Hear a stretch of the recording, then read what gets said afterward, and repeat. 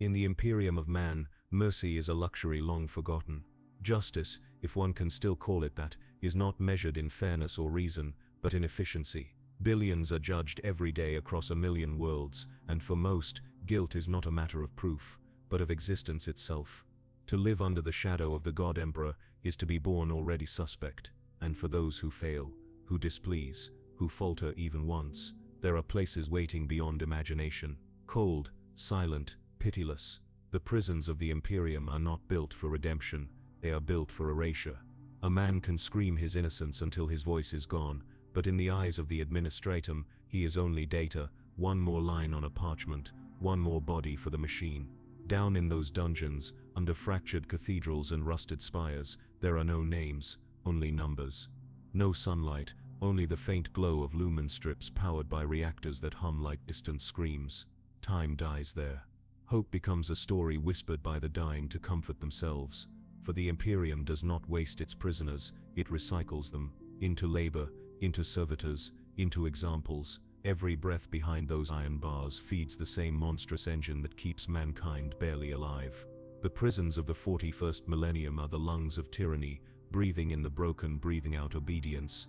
And yet, within that endless machinery of despair, stories still live. Whispers of those who remembered who they once were, of those who dared to look up at the dark and wonder if even the Emperor himself had forgotten them. The first thing they take from you is not your freedom, it's your sound. When the arbitrators came for him, the world was already screaming. Alarms, vox horns, boots striking steel, but all of it fell away the moment the stun baton met his skull. The crack wasn't loud, not really. It was clean, deliberate, as though sound itself had been disciplined into obedience. He remembered the taste of copper, the smell of ozone from the Arbite's armor, and the faint reflection of the imperial aquila stamped into the visor of his captor. Then, darkness. He awoke to motion, shackles at his wrists, a hood over his head. The rhythmic hiss of a transport engine filled the air, deep, mechanical, breathing like something alive. He could not see where he was being taken, but he didn't need to. Everyone in the hive knew the path from the upper levels where men still pretended to be civilized, down into the lungs of the city where the air grew thick with soot and judgment. The descent to silence. No one spoke, not the other prisoners, not the guards. Only the metallic rattle of chains and the soft hum of a Vox unit, transmitting a monotone prayer on loop. The Emperor sees all. The Emperor forgives none. The Emperor protects. Each word was a hammer, striking the mind until it accepted its shape. Somewhere in that endless repetition, a part of him began to crack. Hours passed, or perhaps days. Time bled strangely in those depths. When at last the hood was torn away, the light hit him like a blade. He blinked, eyes watering, struggling to focus.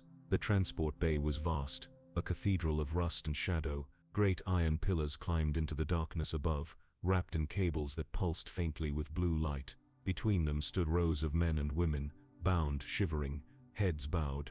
Some wore the remnants of workers' garb, others the rags of heretics or deserters. None spoke.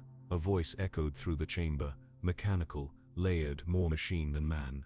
Designation to be stripped, property to be processed. By decree of the Lex Imperialis, all transgressors are hereby consigned to the custody of the penal judicature of Hive Persephone.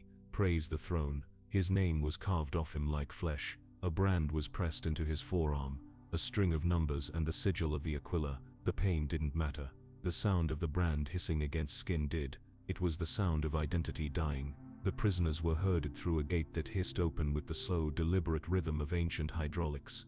Beyond it lay a tunnel descending into red gloom. Steam hung thick in the air, carrying the smell of oil and rust. Somewhere ahead, machinery roared, deep, constant, endless. The air tasted metallic, every breath a confession. The guards carried shock mauls and wore masks that turned their faces into steel icons of judgment. They did not need to speak. The prisoners understood. Move, obey, do not look up. He walked because his legs remembered how. The tunnel walls were carved with scriptures, each letter rusted and worn, but still legible. Pain is purity. Submission is salvation. The words repeated again and again, carved by the hands of those who had once walked this path before. At the end of the corridor, the world opened. He stepped into the central shaft of the prison, an abyssal cylinder descending into darkness so vast it made him dizzy. Bridges of grated steel crisscrossed the void, connecting hundreds of cells stacked one atop another, glowing faintly behind thick adamantium bars. The entire structure pulsed like a living heart, powered by machines older than memory. A voice rose from somewhere below, human, desperate, echoing through the steel caverns. It was not a scream of rebellion, but of prayer. "Forgive us, O Golden One. Forgive us for our weakness." The guards didn't answer. One raised his shock maul and pressed it against the nearest prisoner's spine. The man convulsed, his body jerking violently, smoke curling from his skin. The rest of the line fell silent. Above them, suspended on chains thicker than a man's body, hung statues of the Emperor, thousands of them. Some were pristine, others corroded, their faces streaked with grime. Each one stared downward, as if to watch the condemned forever.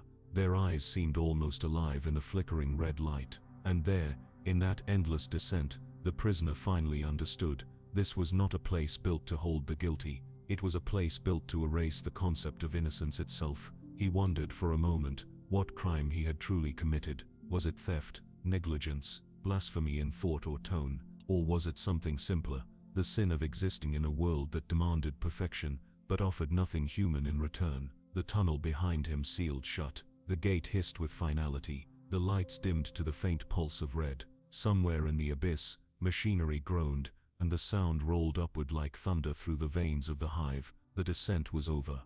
The silence had begun. He did not yet know that silence was the most merciful sound he would ever hear again. The first night, if it could be called night, was a blur of shadows and heat. The prison had no true day or darkness, only the steady pulse of red emergency lights that flickered in slow rhythm, as though the place itself was breathing. The air was thick with moisture and oil fumes. Somewhere deep within the walls, gears turned, metal shrieked, and unseen engines murmured prayers in machine tongue. The prisoners were crammed into a single vast chamber divided by rusted bars and thick glass. The floor was slick with condensation, the taste of iron hanging heavy in every breath. In the center of the room stood an altar of sorts, an ancient cogitator half buried in grime, its screen flickering with unreadable data. It pulsed with green light like a dying heart.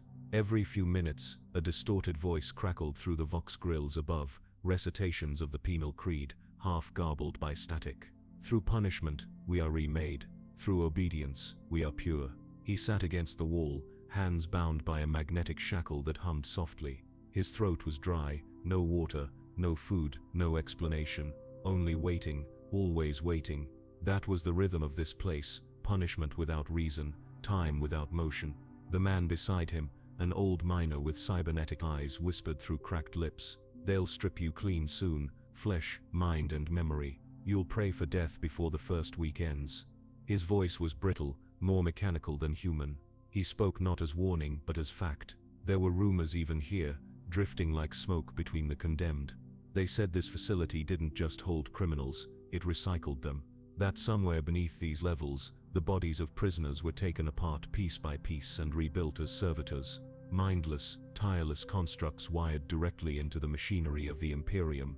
The thought was obscene, but not unbelievable. Everything in this place was designed to break something: bones, spirit or will. The first time the lights shifted to white, the sound that followed was worse than the silence before. Sirens blared.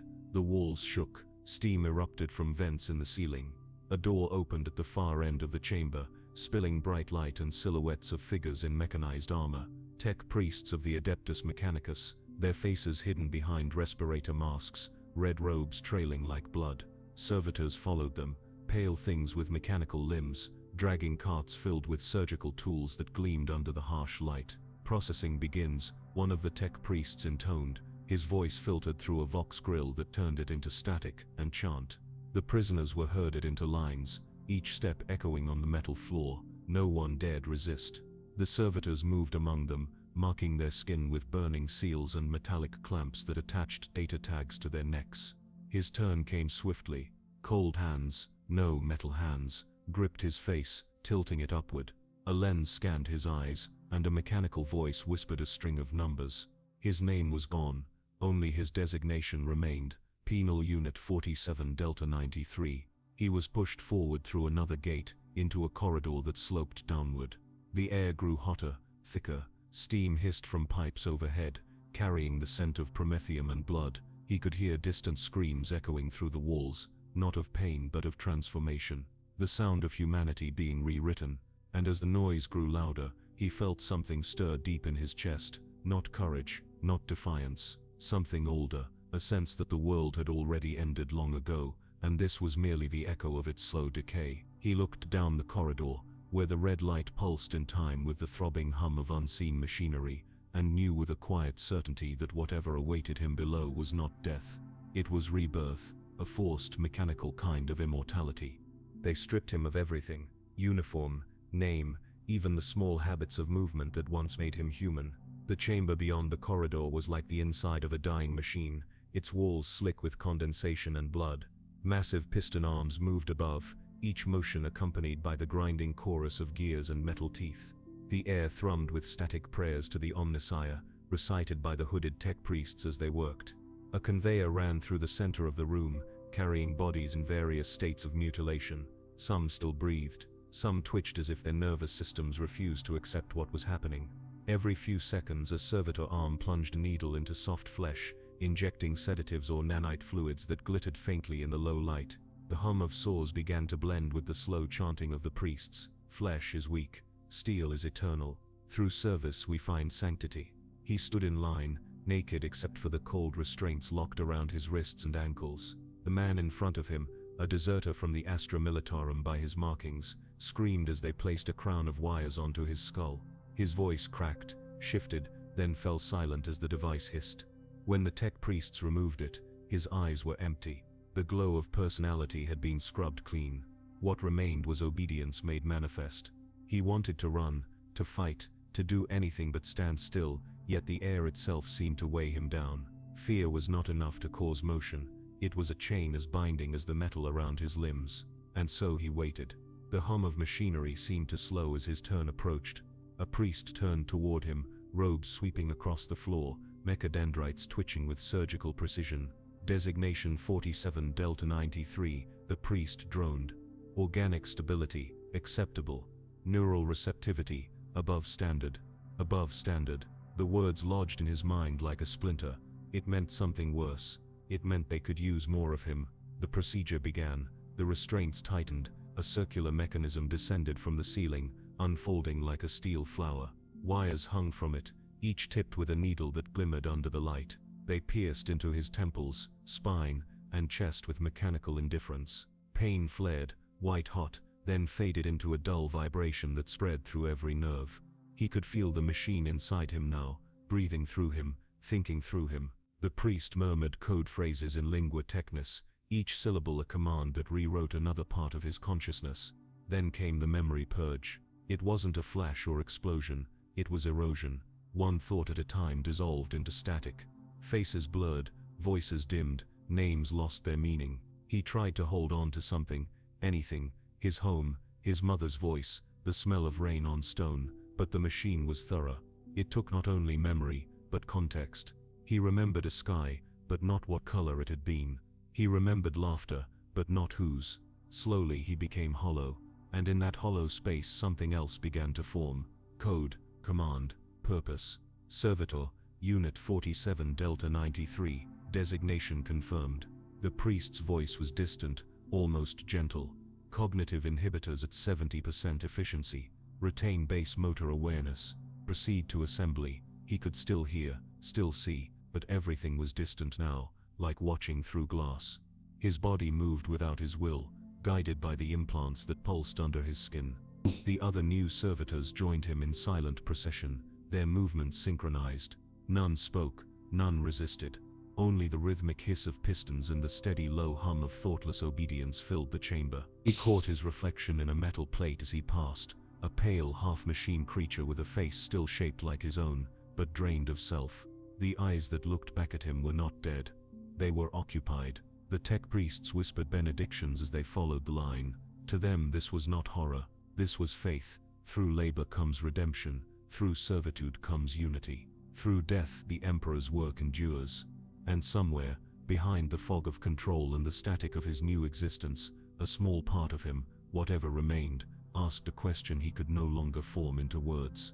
Was this what the Emperor wanted? Or was this merely another way to keep his realm alive, fed on the minds of those who could not refuse. The question echoed once, faintly, then vanished in the hum of machinery. They took him from the operating slab and guided him deeper into the manufactorum, through a maze of shadowed corridors and iron walkways that vibrated with the endless motion of the machine works. The air was thick with the scent of promethium and burnt oil, the taste of it clinging to what little of his tongue remained organic. Ahead, the world opened into an expanse of noise and light, the heart of the servitor assembly line. Thousands of them moved in silent rhythm, each bound to a task more precise than any human could achieve. Massive arms lifted raw ore into furnaces the size of cathedrals. Conveyor belts ran for kilometers, ferrying components and broken bodies alike. It was a place that felt less like a factory and more like a ritual, each mechanical action a prayer to a god of logic and decay. The newly made servitor, once a man now a designation, was assigned to a workstation near the lower tiers. His task was simple in design and eternal in duration, to hold the molten metal crucibles as the machine poured and shaped them into tools of war.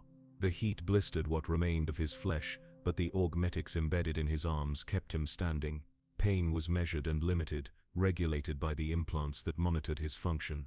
It could never overwhelm him, only remind him. Around him, the older servitors worked without pause. Some had no legs, suspended by chains from the ceiling. Others had torsos fused directly into machines, their organic halves long fossilized by oil and grime. The air trembled with the distant voice of a mechanicus overseer, amplified through the Vox system. Efficiency is loyalty. Error is sin. Time no longer had meaning. There was no day or night, no shift or rest. The line moved endlessly, the rhythm of the forge eternal. Yet within the servitor's fractured mind, something small persisted, a flicker of curiosity, perhaps memory, though the machine tried to drown it. He did not understand what it was, only that sometimes, when the molten glow reflected off the polished steel, he felt a stirring of something like recognition. He began to watch, not consciously, not rebelliously, just watch. He noticed the way the tech priests moved above, their robes whispering like ancient parchment. He noted how one of them carried a data slate marked with a sigil resembling wings, the imperial aquila. He knew that symbol, it resonated deep within what was left of him. The twin-headed eagle, the mark of the emperor. For a moment, a voice echoed in his mind, faint and unformed. It might have been memory, or the malfunction of a neural relay. It whispered a phrase he could not place: serve and you will be seen. And so he worked, obeying commands that came through the Vox link in his skull, yet beneath the hum of automation, something human struggled to surface. He began to count the rotations of the machinery, the hiss of the pistons, the length of each interval between the overseer's calls. The act served no purpose. It was instinct, perhaps even defiance in its smallest form, a remnant of thought trying to prove it still existed. One cycle blurred into another. Then, on what might have been the 1,000th repetition, an explosion shuddered through the far side of the manufactorum. Alarms blared, smoke filled the air, turning the red glow of the forges into a choking haze. Through the noise, human screams cut like blades, shouts of Scutari troops engaging intruders. The servitor paused, his hands trembling slightly as the control impulses faltered. His neural pathways flared, confused by the sudden interference. Something deep within him woke. He remembered fear. A tech priest rushed past, shouting orders in binary. Containment breach, level delta, purge the line. The command signal hit his neural core like a hammer, forcing his limbs to lock into place. Around him, the other servitors froze, awaiting the override code. But before it could come, a shockwave from another explosion tore through the lower decks. Machinery screamed, metal fractured, and the assembly line collapsed into chaos. The servitor fell. The impact shattered the metal around his shoulder and severed one of the control cables that linked him to the central hub. For a heartbeat, perhaps the first true heartbeat in a long time, he was disconnected. Silence filled his mind. No commands, no voices, only the crackle of fire and the sound of his own breathing, harsh and uneven, like something learning how to live again. He tried to move his fingers and found that they obeyed, clumsy but his. The light around him flickered, and in that chaos, he saw something, an image stenciled onto the wall behind the fallen machinery. It was old, faded but unmistakable, a mural of the emperor, radiant and terrible, seated upon the golden throne. The sight stirred something vast within him. He could not name it, but it felt like purpose twisted with agony. Somewhere in the depths of his machine-bound mind, the thought took shape, not as rebellion, but as memory. He had once believed, he had once prayed, and now, in the shattered silence of the forge, with alarms screaming and flames rising, that belief began to flicker again, faint but undeniable. The machine tried to suppress it, tried to reassert its logic, but faith was not a program. It was infection, divine and untamed. Oh. He rose, one broken servo leg at a time, and turned toward the fire. The heat from the forges had always been oppressive, but now it felt alive, like something that sought to consume not just flesh but the very essence of being. Sparks rained from shattered conduits above, mingling with the ash that drifted like snow through the ruin of the manufactorum. The servitor moved clumsily through it all, dragging one damaged limb behind him, his movements no longer synchronized to any central rhythm. He was a mistake now, a malfunction awaiting correction. Around him, the other servitors were being reclaimed by the system. Control codes crackled through the air, relayed by surviving vox emitters, their mechanical voices demanding obedience. One by one, the mindless workers returned to their stations, their flesh blistered, their limbs fused to shattered tools. But he remained apart. The broken cable at his spine flickered with faint blue light, trying and failing to reconnect. The signal that once told him what he was, could no longer reach him.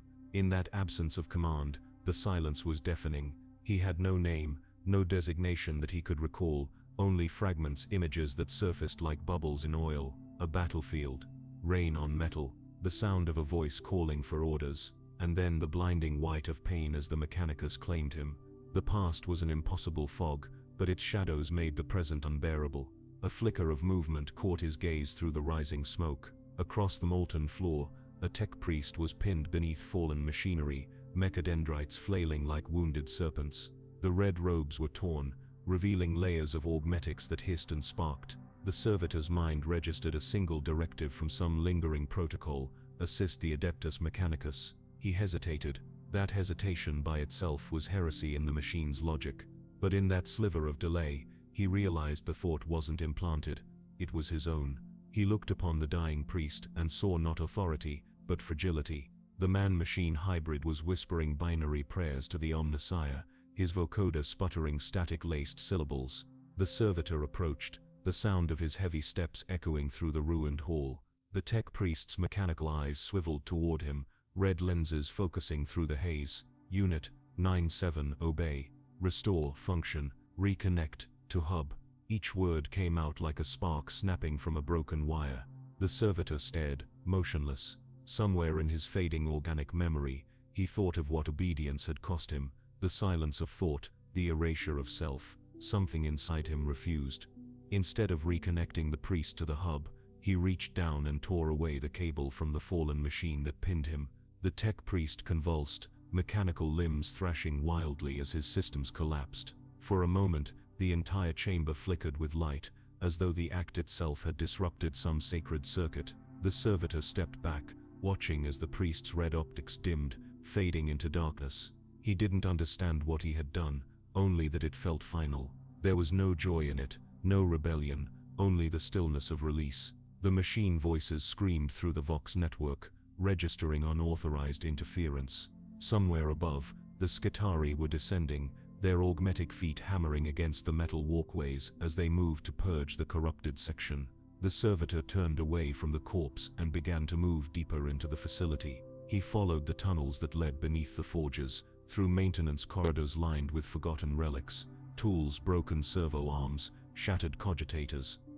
The deeper he went, the quieter the machine voices became, until at last, there was nothing but the distant thrum of reactors and his own irregular breathing. He came to rest beside a massive cooling vent that looked out into the endless industrial sprawl of the hive. Through it, he could see the faint glow of the upper manufactoria, the silhouettes of titanic cranes moving like gods of labor in the smog. For the first time in what might have been decades, he looked upon the outside world, not as a machine fulfilling its task, but as something that could witness. The sight was both magnificent and terrible. Cities rose like mountains, each one fed by the agony of billions. The stars above were faint and distant, their light devoured by the pollution that fed the Imperium's hunger. Somewhere out there, beyond the smoke, was Terra, the throne world, the cradle of humanity. Earth, he could not remember its image, but the word alone filled him with something close to reverence. He whispered a sound that might once have been a prayer. The vox grill on his throat distorted it into static, but the meaning felt pure. Emperor, the word hurt. It cut through the wires in his mind like a blade, burning with something ancient. For a long time he stayed there, staring into the smog, and then from behind him, the sound of metal feet approached. The Skitarii had found his trail. Their voices were cold, mechanical, subject disconnected, reclamation authorized. He turned slowly, the glow of his optical implant reflecting in the dark. He did not move to flee. There was nowhere to go, but within his fragmented mind, a strange calm settled. For the first time, he understood what it meant to be free. The servitor's body had once been human. The thought emerged like a forbidden echo as he stood before the descending Skitarii. He could almost feel beneath the armor plating fused into his chest the faint pulse of something that refused to die. It was weak, drowned beneath circuits and sacred oils, but it persisted, an ancient rhythm that spoke of a time before the machines. When the Skitarii reached him, their formation was precise, flawless. Each soldier moved as if pulled by invisible threads, their faces hidden behind rebreather masks engraved with the sigil of Mars. Their weapons, glowing with residual charge, hummed with the holy promise of obedience. The leader, a vanguard alpha, its skin almost entirely replaced by chrome, raised its galvanic rifle and spoke through a filtered vox. Unit 97, you are malfunctioning. Prepare for re-assimilation. The servitor did not respond. His auditory systems registered the command. His internal programming struggled to comply, but something deeper, older, denied it. He turned slightly toward the nearest wall, where a mirror of broken steel caught his reflection. The sight stopped him. Half his face was gone, replaced by the cold geometry of mechanicus engineering. The other half, the flesh, was scarred, sunken, alive. His human eye trembled, flicking between terror and wonder. The voice of the machine screamed within his cortex, demanding obedience, demanding purity. But the human part of him whispered instead. It whispered his name. He could not remember it clearly, just the sound of syllables wrapped in dust and memory. A name once spoken by comrades on a battlefield, maybe before the mechanicus had come for the dying and made them useful again. His fingers twitched at the thought. That name, that simple sound, felt like defiance. The Skitarii took a step closer, weapons locking into place. The servitor lifted his head. The light from the forge fires behind them painted the scene in red, as though the very air was bleeding. Unit 97, surrender. He did not move. Instead, he looked at them, not with the emptiness of a servitor, but with the focus of something alive, and for one impossible moment, hesitation flickered even in the perfect rhythm of the Skitarii. Then the first shot was fired. The galvanic rifle's energy slammed into his shoulder, spinning him backward. Circuits screamed, flesh burned, and the metal within him sparked with uncontrolled fury. He fell hard, his limbs convulsing as error codes flooded his vision, but still, he did not surrender. His hand gripped the floor, the strength in it alien even to himself, and he dragged his body toward the fallen tech priest's remains. Something deep within that corpse still glowed, the power cell of the mechadendrites, pulsing faintly with residual energy. He tore it free, and with a movement born of desperation, drove it into his own chest cavity. The pain was indescribable. His vision fractured into white fire, but when the surge passed, he was standing again. The Skitarii advanced, rifles ready, but now every servo in his body hummed with unnatural rhythm, powered by a fusion of corrupted energy and human instinct. When the next shot came, he moved, not like a machine but like a predator. He lunged forward, closing the distance faster than logic allowed, slamming his metal arm into the nearest Skitarius, and crushing its helmeted head with a single deafening impact. Sparks exploded through the darkness. Another turned to fire, but he was already there, tearing the rifle from its grip and breaking it against the floor.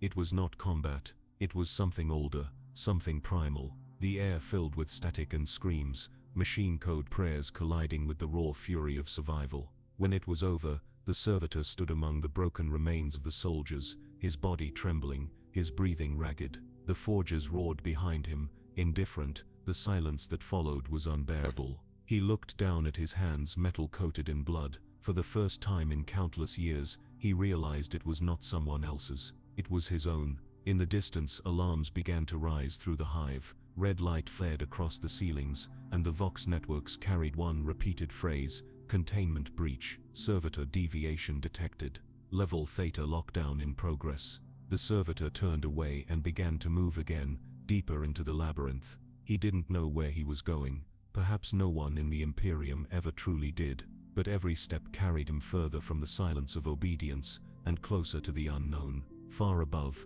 the cooling towers glowed against the night, and the faint hum of the Astronomicon pulsed through the sky like a heartbeat. To the Imperium, he was an abomination, but to himself, whatever that word meant now, he was the last flicker of something human that refused to be extinguished. He whispered again, the static from his Vox grill, shaping the broken sound of a name that might once have been his own. The machine within him trembled, uncertain, as if the universe itself paused to listen, and somewhere, deep within the ancient circuits of the Manufactorum, something responded.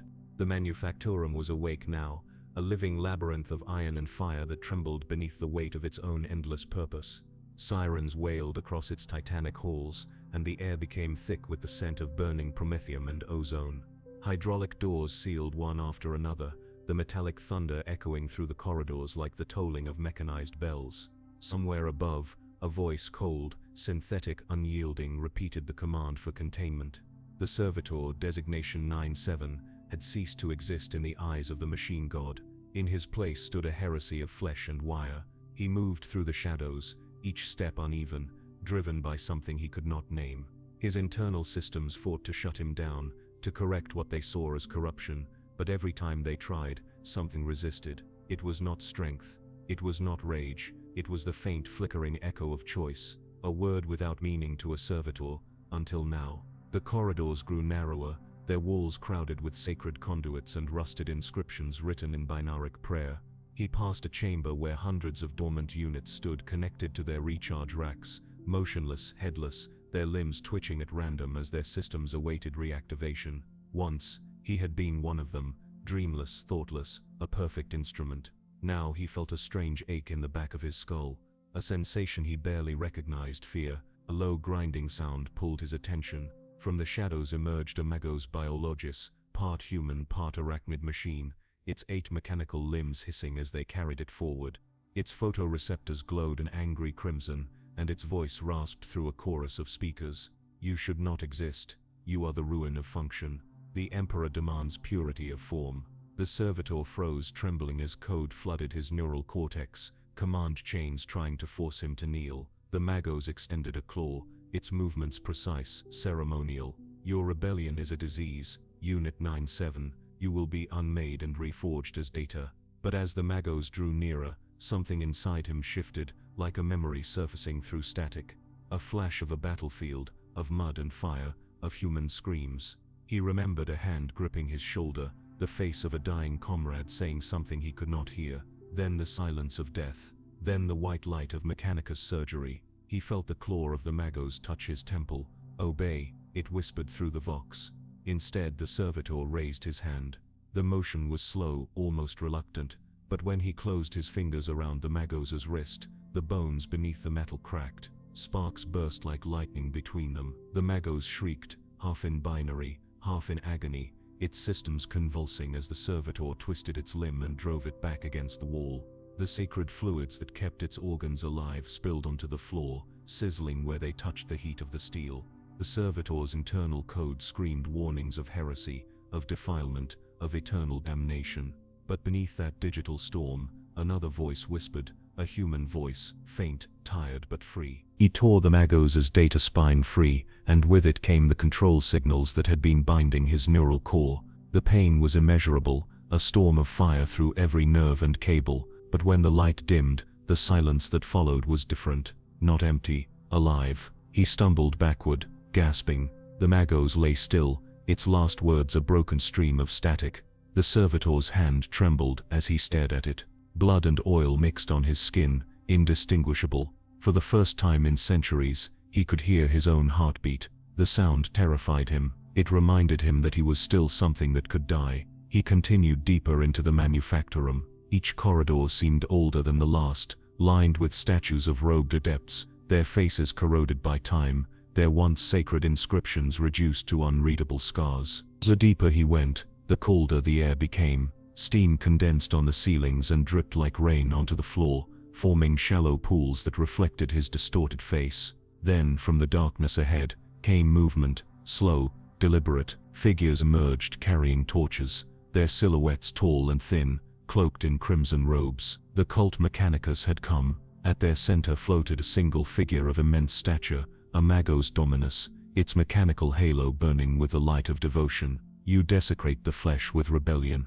it said, its voice echoing like thunder through the hall. "You defy the will of the Omnissiah. You are no longer of the machine." The servitor stood silent, surrounded by the glow of torchlight and the shifting shadows of his hunters. His voice, when it came, was fractured, broken by static, but still carrying meaning. "The machine was made by man." The words rippled through the air like a blasphemy. The Dominus tilted its head, as if studying an alien creature. "Then man shall be unmade." The torches flared. Incense filled the air, heavy with metallic sweetness. The chant began, binary hymns of purification. And as the mechanicus drew their weapons, the servitor knew that he could not win. But the human within him, what little remained, understood something greater. This was not survival anymore. This was resistance. He whispered his forgotten name again, though it was barely sound, just breath and interference. And for one flickering instant, he thought he heard it answered, not by man, nor machine, but by the silence of the dead who came before him. Then the first blow fell. The first strike came like divine judgment, an arc of searing plasma that split the air and washed over his chest, melting flesh and metal alike. The servitor stumbled backward, his system screaming as coolant sprayed from ruptured tubes, but he did not fall. Something deeper than his programming held him upright, a pulse older than steel, older than the cult that built him.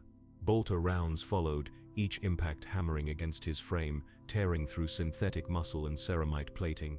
The world became light and pain, and the echoing hymns of the machine gods faithful. Yet even as he bled oil onto the cold floor, his body refused the command to die. The servitor lunged through the fire, a creature of defiance, his movements half instinct, half memory. He struck one acolyte across the throat with the weight of his chained arm, crushing the vox grill embedded in its chest. Another he seized by the skull, slamming its face into the wall until the metallic mask caved in like a crushed idol. But they were endless. For every one that fell, two more came. The Magos Dominus loomed at the center, its staff glowing with radiant power, its every word a hymn of authority that bent the air around it. "End it," it intoned, its mechanical halo rotating with the sound of grinding gears. The impure must return to silence. And yet, amid the chaos, amid the pain, the servitor began to hear something else, a whisper beneath the battle chant. It was faint, almost lost in the roar of plasma discharges and dying cries. A voice, human, familiar. "Run." He turned sharply, scanning the dark edges of the chamber. There, through the haze of smoke, stood a figure, a woman pale beneath the grime, draped in the tattered remains of a mechanicus robe. Her face was half machine, one eye replaced with a crude bionic implant, but her expression was unmistakably alive. She moved with urgency, beckoning him toward a maintenance hatch. "Now," she shouted, her voice nearly drowned by the scream of the Dominus's servo skulls. Something inside him, perhaps what little remained of instinct, obeyed. He surged toward her, each step punctuated by the clang of broken metal. Bolter rounds chased him through the steam, ricocheting off pipes and plating. The woman wrenched open the hatch, and together they fell through the opening as the chamber above ignited with the fury of holy fire. They tumbled into the underworks, an abyss of darkness and machine noise. The air was thick with vapor and the scent of burnt oil. For a long moment, neither moved. The servitor's vision flickered between red and black as damaged optics tried to refocus. His internal systems whispered fragments of warnings, vital fluids at 12%, power cells below threshold, cognitive loop corrupted. Then, slowly, the woman spoke. "You shouldn't be alive." He looked at her, words forming awkwardly through static. "Neither should you." A brief silence passed before she smiled, a tired, haunted expression. "They call me Lysara, or they did. I was a neural tech in the biologist wing before." She hesitated, looking down at the melted remains of her bionics.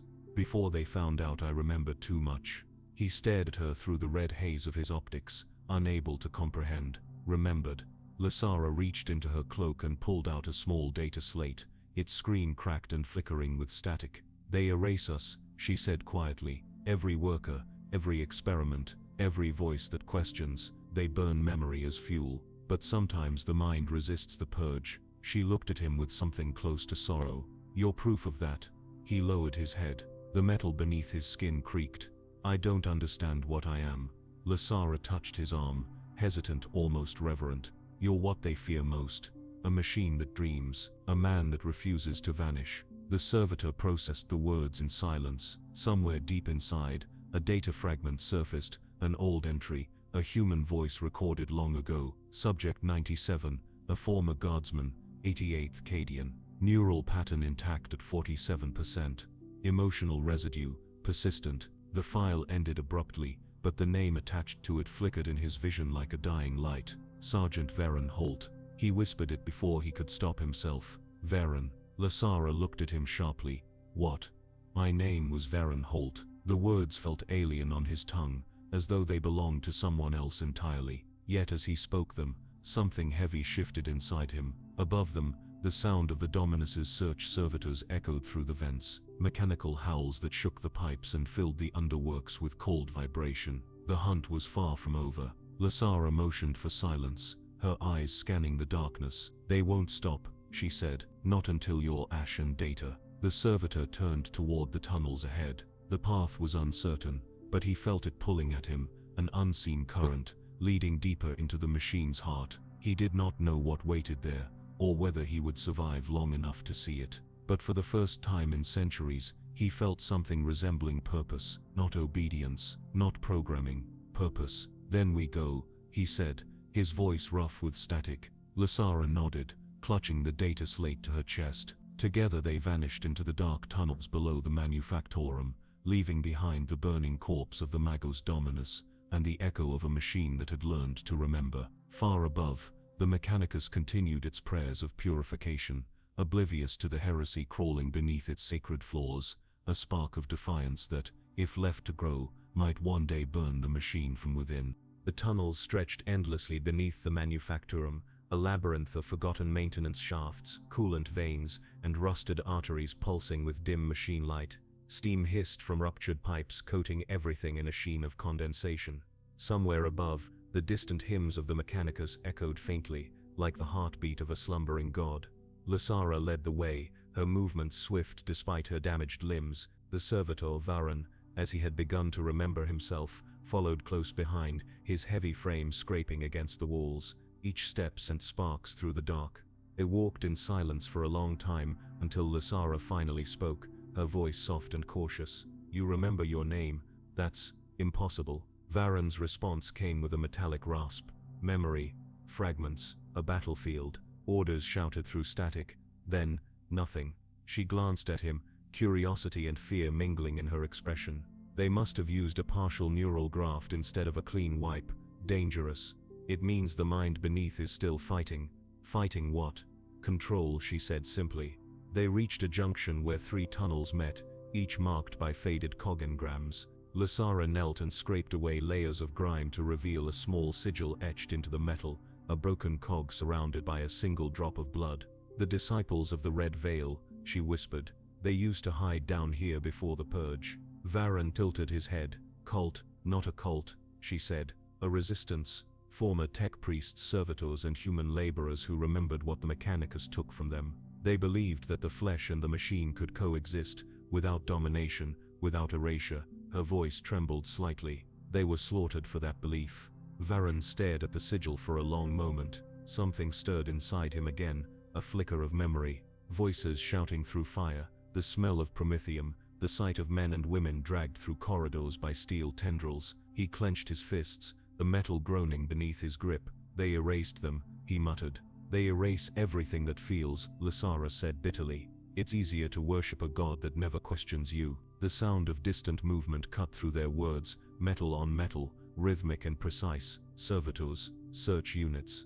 Lasara looked back down the tunnels. "We need to move. There's a maintenance elevator ahead that leads to the old reactor levels. If we can reach it, we might find a way off this level before they seal it." Varen nodded and followed. As they moved deeper, the air grew heavier, filled with the tang of ozone and decay. The walls here were ancient, older than the manufactorum above, built when Mars was still red and young. Strange markings glowed faintly beneath the grime, symbols of an age before the cult Mechanicus. They passed through a narrow corridor lined with glass tanks. Inside floated shapes, half machine, half human, failed experiments left to rot in nutrient sludge. Their faces were twisted, mouths open in silent screams. Lysara didn't look at them. They were trying to perfect the servitor mind, she said quietly. Total obedience, no memory, no dreams. Varen stopped, his optics lingering on one of the faces. It looked almost familiar. The same scar over the brow, the same hollow eyes. He leaned closer, his breath catching in the static of his voice modulators. It's me. Lysara froze. What? He pointed. That's my face. She approached the tank and wiped the condensation from the glass. The resemblance was undeniable. The label beneath read, Specimen, 97, A7, terminated. Lysara's expression hardened. Then you're not just a survivor, Varen, you're a ghost. He turned away from the tank, his voice low. Then let's haunt them. They pressed on. The corridor opened into a wide chamber lit by a faint red glow, the maintenance elevator she had spoken of. But standing before it were 3 combat servitors, their torsos fused to heavy tracked platforms, each armed with plasma cutters and shock mauls. Their red optics scanned the darkness like hungry predators. Lysara whispered, if they see us, we're dead. Varen's gaze shifted between the machines and the elevator beyond. You said, I'm still fighting. She looked at him, puzzled. What are you doing? He stepped forward. I want to see how much of me they failed to erase. Before she could stop him, Varen strode into the open, his heavy steps echoing through the chamber. The servitors turned as one, weapons charging, Vox systems hissing with binary code. Designation, 97A, rogue unit detected. Initiate termination protocol. Varen's eyes flared red. Try. The first servitor lunged with its plasma cutter, but Varen caught the arm mid-swing, twisting until metal screamed. He tore it free and rammed it through the second servitor's chest, sending sparks flying. The third struck him from behind with its shock maul, electricity crackling through his body, but Varen didn't fall. Instead he turned, slowly, deliberately, and drove his chained arm through the attacker's skull. When the noise finally faded, all 3 machines lay broken on the floor, their power cores sputtering out like dying hearts. Lysara stared at him, speechless. You shouldn't be able to do that. He looked down at his hands, oil dripping from torn servos. Neither should I be able to remember, but I do. The elevator loomed ahead, silent and waiting. Lysara stepped forward and activated the console. As the platform began to descend into the abyss below, she turned to him. Whatever's left of you, Varen, it's dangerous, not just to them, to everyone. He looked into the blackness below, the light of his optics reflected in the polished steel. Then maybe that's what they deserve. The platform sank deeper into the earth, carrying with it a machine that dreamed and a woman who remembered what it cost to do so. Far above, alarms began to wail. The hunt was no longer quiet. The machine god had noticed. The prisoner's existence is not one of punishment. It is one of consumption. When the Imperium deems a man unworthy of death, but too useful to waste, he is devoured instead, piece by piece, by the machinery of penance. In the endless corridors of the penal manufactorums, the human body becomes both tool and material.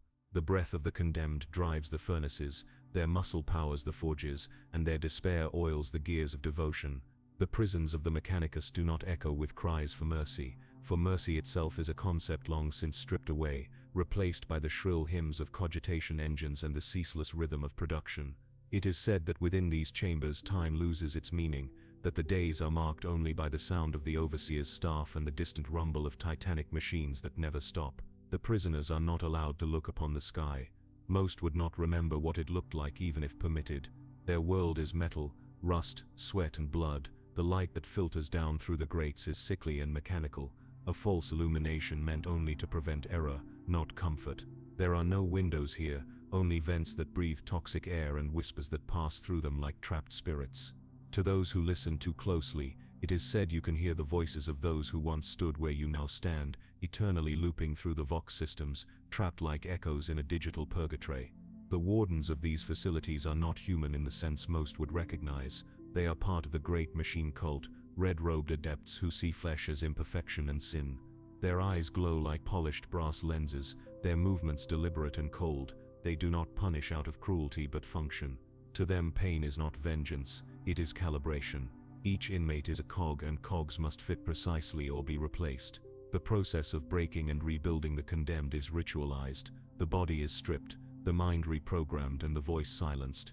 Those who resist too fiercely are not executed, they are corrected. Correction in the adeptus mechanicus lexicon can mean many things. For some it is the implantation of neural limiters, thin worm-like devices that wrap around the spine and bleed obedience into the nervous system. For others it is more direct, the gradual replacement of organic limbs with mechanical prosthetics, not out of mercy but efficiency. The more metal a man bears, the less likely he is to falter. Some prisoners are reduced to mere torsos hanging from hydraulic hooks, their limbs repurposed for tasks beyond their previous strength. Others are encased entirely in servo harnesses, walking tools powered by remnants of flesh. Among the prisoners, whispers persist about the Ascension Chamber. No one claims to have seen it, but all know of it. It is where the mechanicus takes those whose bodies are too broken to serve yet whose spirits refuse to die. They call it a place of transformation, a final opportunity to be of use. Some believe it is a path to freedom, that the Emperor's light awaits within. Others claim it is where the body is liquefied and fed into nutrient vats for the next generation of workers. Both may be true. The Imperium wastes nothing, least of all suffering. It is within this grim hierarchy that the prisoner, our silent witness, begins to feel the line between man and machine blur. The sound of his own breathing merges with the hiss of hydraulics. His heartbeat becomes indistinguishable from the mechanical pulse of the factory floor. He no longer dreams of freedom, for dreams require imagination, and imagination is a liability in the Imperium's service. Instead, he dreams of efficiency. He dreams of completing his task without error, of hearing the cold praise of the overseer's vox grill saying, "Unit functional, productivity increased." Yet somewhere buried deep beneath the layers of indoctrination and pain, a thought remains, a human thought, a question that flickers for only a moment before being suppressed. Why does the Emperor demand so much from those who have so little left to give? The thought is dangerous, heretical, but it is human, and in this place humanity is the one thing the machines cannot truly erase. Days pass, or perhaps weeks. Time here is measured not by sunlight but by alarms and the shift of duty. The prisoner begins to notice the patterns, the rhythm of the overseer's steps, the hum of the conveyor belts, the distant chime of the manufactorum bell, marking the change of labor cycles. He becomes a student of repetition, learning the logic of captivity. It is in that repetition that something changes. For the first time he notices a sound out of place, a faint clicking that does not belong to the machines. It comes during the third shift, when most prisoners are too exhausted to notice anything but their own trembling. The sound is sharp, deliberate, like metal tapping metal in a rhythm too precise to be random. He dares to glance around, though such movement could earn punishment, and then he sees it. A small shape scuttling beneath the assembly lines, its surface glinting with oil and dust. A servo skull, its bone casing cracked, its red optics flickering. It lingers near the worker's feet before vanishing back into the shadows. The overseer does not react, nor do the others. Perhaps they cannot see it. Perhaps it was never there, but the next shift it returns. This time, it pauses directly in front of him, its vox speaker hissing a single word, or what might once have been a word.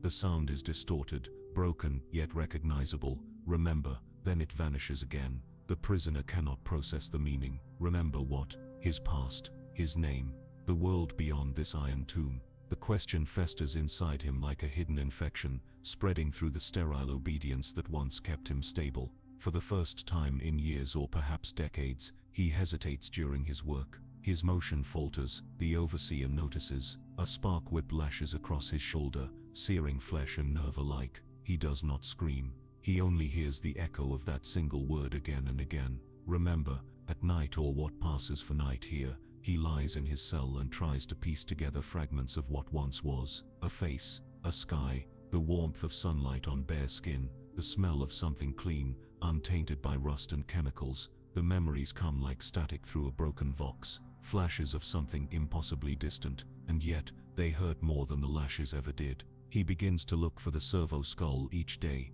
not out of hope, but compulsion. It becomes his ghost, the only proof that something beyond this place still acknowledges him. Others start to notice his distraction, whispering through cracked lips that he has been touched by madness. They are not wrong, but in a world built on obedience, madness can be the last sanctuary of the soul. The overseer reports his irregularities to the higher adepts. Correction is ordered once more, this time through reconditioning. He is strapped into a restraint cradle, electrodes biting into his temples. The air smells of ozone and burnt flesh. The red-robed tech priest murmurs a prayer to the Omnissiah, adjusting the levers of his console. Unit deviation detected. The priest croons through his vox grill. Memory contamination. Purge sequence initiated. The world dissolves into light. Voices merge into static. Somewhere, within the storm of agony, the prisoner hears it again. That same mechanical whisper, cutting through the noise like a knife through silk. Remember the light, then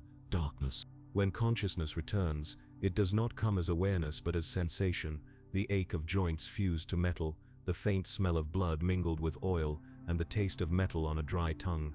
The prisoner opens his eyes and realizes they are not his own. The world swims through red-tinted lenses, and every movement is accompanied by the hum of servos buried deep within his flesh. He has been corrected. The mechanicus are efficient in their mercy. Where once there was rebellion, there is now circuitry. His left arm ends in a rusted augmetic claw, its fingers clicking like the teeth of a predator when he flexes them. His right eye has been replaced entirely, a bionic lens that magnifies, scans, and interprets light. His chest is a latticework of metal plates stitched into skin by coiling wires that pulse faintly with artificial blood. The transformation is imperfect, ugly, and entirely functional. He has been remade not as a man but as a component. He tries to remember the pain of the procedure, but the memory has been carved away, leaving only the echo of a scream that might have been his. Around him, others shuffle forward, dozens of them, each in various states of mutilation and reconstruction. The air hums with the sound of their breathing, a mechanical chorus of wheezes and clicks. Some no longer possess mouths, their communication reduced to short bursts of binary, from vox ports grafted into their throats. Above them, suspended on steel gantries, the tech priests chant their litanies to the Omnissiah. Their voices overlap in static harmony, praising the union of flesh and machine. The sound is both terrifying and holy, an industrial hymn that drowns out individual thought. It is here, in the shadow of the cog mechanicum, that the prisoner realizes he no longer knows his own name. He does not even remember the face that once wore it. But the word remains, remember. It lingers like a ghost in the circuitry of his mind. And when he tries to suppress it, he feels resistance, as though some hidden part of him refuses to die quietly. He wonders if the whisper came from the machine itself, or something older, something buried deep in his soul that the mechanicus could not excise. The shifts resume. His new body is more efficient, stronger, tireless. He can lift what once took 4 men, work for hours without faltering, see through the smoke and chemical fog that chokes the air. The overseers note his improvement. Unit productivity enhanced, one states flatly, jotting the figures into a data slate. There is no acknowledgement beyond that, no satisfaction. In the Imperium, perfection is not rewarded, it is expected. Weeks or perhaps months pass in mechanical rhythm. His existence becomes a blur of function. The only sound that breaks the monotony is the constant droning of the factory engines and the echo of sermons piped through the vox speakers. They speak of the Emperor's eternal vigilance, of his light burning across the stars, of loyalty as the highest virtue. The words are meant to soothe, but in this place they feel like mockery. And then one day, the factory stops. The silence is deafening. It spreads through the chamber like an infection. Workers freeze mid-motion, unsure whether to continue. The overseers glance at each other, confusion breaking through their mechanical calm. The great gears grind to a halt, and for the first time in living memory, the air is filled not with noise but stillness. Moments later, a klaxon sounds, low, warbling, uncertain. The prisoners exchange nervous glances. Such an event has only one meaning: incursion. Somewhere above, the outer levels of the facility are under assault. Through the distant vox, distorted voices bark orders: containment breach. Unauthorized presence detected. All units to defensive positions. The lights flicker, the walls tremble, dust falls from the pipes like gray rain. The prisoner grips the rail beside him, his mechanical claw scraping against the steel. Then from somewhere beyond the assembly floor comes the unmistakable sound of gunfire. Not the disciplined bursts of Skitari rifles, something heavier, more primal. The overseers react instantly, form ranks. One commands, its voice amplified through vox speech. The prisoners obey without thought. Conditioning demands obedience even in chaos. Servo harnesses his to life as defensive barriers rise from the floor. The red-robed adepts begin reciting Binharic codes, activating dormant security constructs. The entire manufactorum shifts from labor to war, in a single well-practiced motion. The first explosion tears through the upper level, shards of metal rain down, and a figure crashes onto the assembly line below, its armor blackened, its insignia scorched. For a brief second, the prisoner sees the mark of the Imperial Aquila, not an invader then, but a soldier of the Imperium, a guardsman. The guardsman drags himself upright, his lasgun half melted, his eyes are wild, his breath ragged. "They're here," he screams, his voice breaking. "God Emperor, save us, they're here." Before anyone can ask what he means, the walls rupture again, and through the smoke step creatures of impossible shape. Their forms shimmer like oil and flesh, faces melting and reforming, eyes where none should be. Daemons. The warp has breached the facility. The air fills with the scent of burning oil and corrupted incense. The tech priests begin chanting louder, invoking the Omnissiah and the machine god in desperate unison. Servo arms strike at the abominations with mechanized precision, but the daemons flow around them like liquid hate. The overseers order the prisoners to stand firm, to defend the manufactorum at all costs.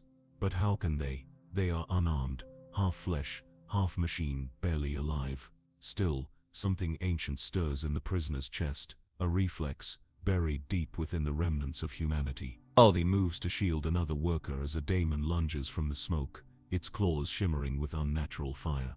The impact sends them both sprawling. He feels the claw pierce his shoulder, metal shrieking against bone. Pain flares, pure and real, the first thing he's truly felt in years. He grabs a fallen wrench, a simple tool, but heavy enough to kill, and drives it into the daemon's face. Once, twice, the creature dissolves into a spray of warp light and echo, its death echoing with 1,000 whispers. The prisoner collapses beside it, gasping through his vox augment. The overseers don't thank him, they don't even look. The machine has no gratitude, yet as he stares at the fading light where the daemon once was, he hears it again, not from within, but from the static of his damaged vox link, faint, almost drowned out by the chaos around him. Remember the light, and for a heartbeat, he does. He remembers warmth, he remembers faith, he remembers that before he was a number, before he was a unit, he was a man. Smoke rolls across the assembly floor like a living shadow, twisting around the broken machinery and torn cables that hang like veins from the ceiling.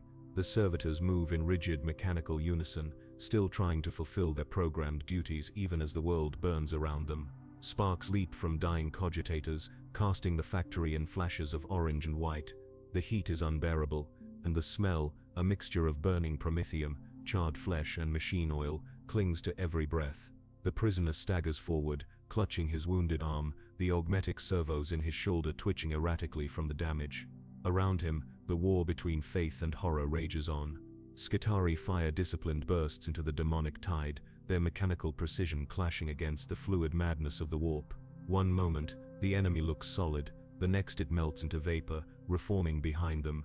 A dozen soldiers fall in seconds, their blood hissing as it splatters against overheated metal. He sees a tech priest standing upon a raised platform, surrounded by a halo of mechanical limbs that thrash like serpents. The Magos is broadcasting liturgical codes through a corrupted Vox channel, attempting to sanctify the machines against the warp's corruption. His voice is a drone of static-filled prayer. Omnissiah sanctify, machine spirit endure, data pure, data pure. The chant ends abruptly as a daemon surges forward, tearing him apart in a spray of blood and circuitry. For a heartbeat, his mechanical eyes continue blinking, even as his body collapses into the gears below. The prisoner turns away. His vision flickers from damage to his bionic lens, every movement framed in stuttering light. He stumbles through the chaos, half dragged by his own trembling legs, half driven by something deeper, an instinct to survive. Around him, the screams of the dying blend with the mechanical wail of the factory's alarm, and beneath it all, like a pulse within the metal itself, there is a faint vibration, a hum. It's coming from the lower levels. The servitors around him begin moving toward it, drawn by some silent command transmitted through the network of the facility. Even amidst the chaos, their programming holds, duty above fear. One stumbles, dragging a severed power cable behind it. Another, its face half torn away, continues hammering at a molten assembly piece that no longer exists. Their loyalty is absolute, their understanding non-existent. He hesitates, until the ceiling collapses behind him. A cascade of fire and debris forces him forward. The path ahead leads into the maintenance corridors, a maze of flickering lights and corroded walls. He joins the stream of half-mechanical figures descending into the depths. As the upper manufactorum burns, the corridors below thrum with mechanical life, engines still running, servos still turning, machines still believing that production must continue. Down here, the air is thicker, the heat oppressive. He passes great tanks of recycled coolant that hiss like beasts at rest, and conveyor belts that carry half-forged weapon parts through walls of flame. The deeper they go, the more the noise of battle fades, replaced by the sound of machinery still obeying its forgotten masters. And then, from the end of the corridor comes light. Not the red glare of warning lamps, but a steady white glow, cold and pure. The servitors move toward it, step by step, their metallic feet clanging against the deck. When the prisoner rounds the final corner, he sees the source, a chamber, vast, circular, and impossibly clean compared to the ruin above. In its center rises a single column of steel and glass, surrounded by cables that vanish into the walls like arteries. Within the column floats something that should not exist, a brain, encased in translucent fluid, humming with electrical light. The air vibrates with its presence. The prisoners stop at the edge of the platform, uncertain. Then, the voice comes, not from speakers, not from vox, but directly into their skulls. A low, resonant tone that feels like it's being whispered through bone. Protocol 7 Theta, continuity override. Identification, Magos Primus Eltan. The name echoes, stirring something in the fragments of the prisoner's mind. He has heard that name before, perhaps in passing, perhaps in the screams of someone long forgotten.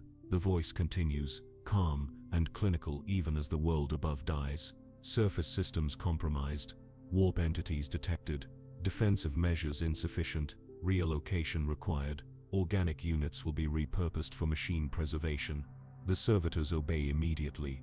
Without hesitation, they move toward the nearest wall ports, allowing cables to pierce their augmetics. The prisoner watches in horror as the machines drain their remaining vitality, feeding it into the main conduit. The brain pulses brighter with each sacrifice, the hum deepening until it feels like a living thing. He steps back, his claw trembling.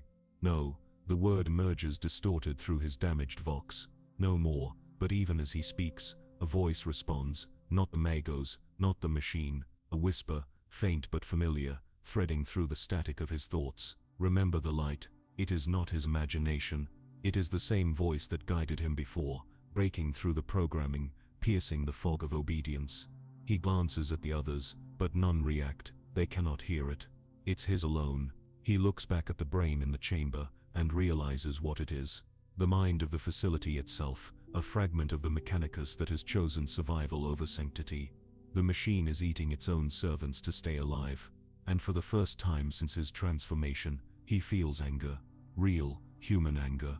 The kind that no augmentic can erase. The cables snake toward him, gleaming wetly in the artificial light. He has seconds to decide, surrender to the machine, or fight it. His right arm twitches, the claw hums with power. His heart, though half metal, still beats with something that refuses to die. He raises his weapon. The cables lash out like metallic serpents, snapping through the air with a hiss of pressure and sparks. The prisoner moves instinctively, swinging his clawed arm in a wide arc. The first tendril is torn apart mid-lunge, showering him with viscous coolant and glimmering fluid. The others recoil momentarily, the machinery humming in response, almost like the chamber itself feels pain. The brain within the glass cylinder pulses violently, electrical arcs crawling across the surface of the fluid. The voice returns, now distorted, angry. Directive violation. Organic defiance detected. Purge protocol initiated. Panels open along the walls, revealing skeletal servitors, combat models, long dormant, now reawakening. Their torsos bristle with built-in weaponry, plasma injectors, rotary saws, even industrial drills.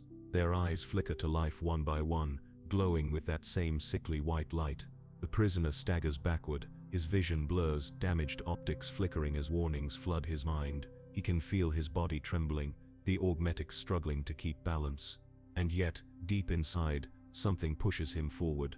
The voice, the human one, returns again, faint but clear, resonating beneath the roar of the machine.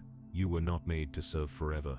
The words cut through the static like a blade. He charges, the first servitor lunges at him, its drill spinning, shrieking as it tears through the air. He catches its arm mid-swing, the impact sending a jolt through his entire frame. His claw clamps down, crushing the metal limb until it explodes in a shower of sparks.